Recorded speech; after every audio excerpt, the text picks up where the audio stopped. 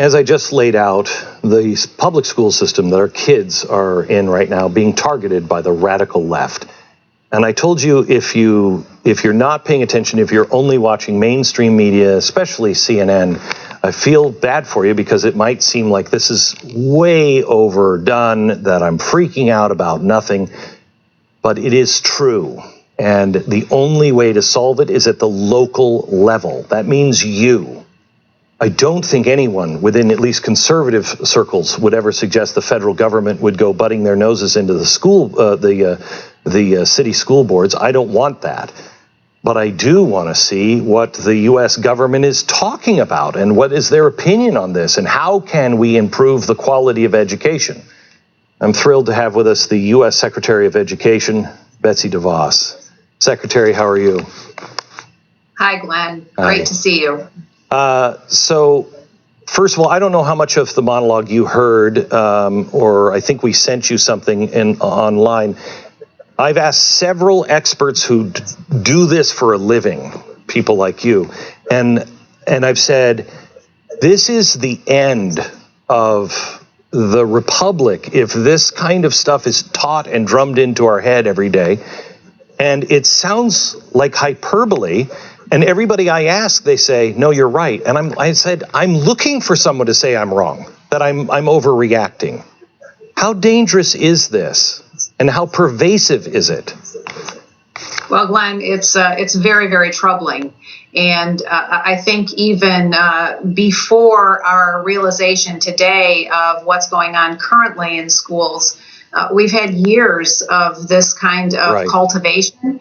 We're seeing it today in the streets in major cities across the country. And, parents today know better than ever, or better than ever before, what's happening with their child's education. They had a chance to observe it or observe what went on this spring. And in all too many cases, nothing went on.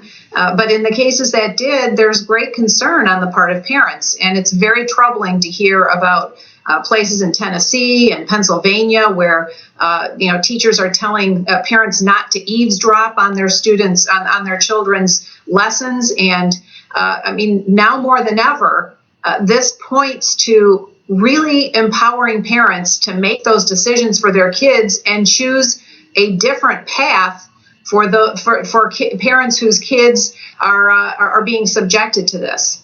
So we did some research and we have looked, and it's in the usual places, clearly in California, it's clearly in New York and Illinois, but it's also in places you would not expect it. And I talked to somebody today whose job it is to try to keep the federal government out of things, but yet try to be able to give the tools to parents to be able to control it. And he said the secret really is at the school board, and many of the school boards won't approve, like, let's say the 1619 project or some of this BLM stuff.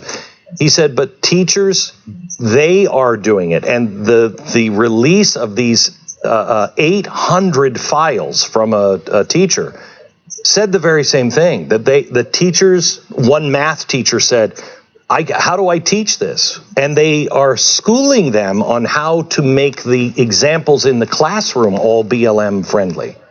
So even if you go to the school board, is that enough? Well, I think it depends on the school board, clearly, and it depends on the community. But even beyond that, the most local decision-making body there is the family, the parents that today, all too many of them don't have the opportunity to really control their kids' education and therefore what they're learning and what their, what their whole environment is. So more than ever today, there's a demand, an increasing demand, to give parents the options and give them control of resources that are being spent on their children anyway, to be able to, if they decide to homeschool. I heard that Broward County, Florida being one of the states with a very widespread choice to begin with, But Broward County, more than 5% of the families there are choosing to keep their children home and homeschooling them this fall. That's good. That's like 7,500 kids in Broward County alone. This pandemic has brought about, I believe, a real turning point for K-12 education as parents realize what their kids have or haven't learned in the past, and what they're learning today, and what their situation is today. You know, so many schools that are not returning to in-person instruction at all, not giving any families any option of doing that, and in fact, ensuring that they're going to stay remote for an indefinite period of time. So more than ever before, parents are demanding that they have choices and options to do with their students what's going to be right for them and their families. So, Madam Secretary, it doesn't make any logical sense to say we're not returning to school until they're safe, when the CDC says it's safer in school. It's better for the health of everybody, including psychological health. And then they also say you can't have parents or teachers have guns.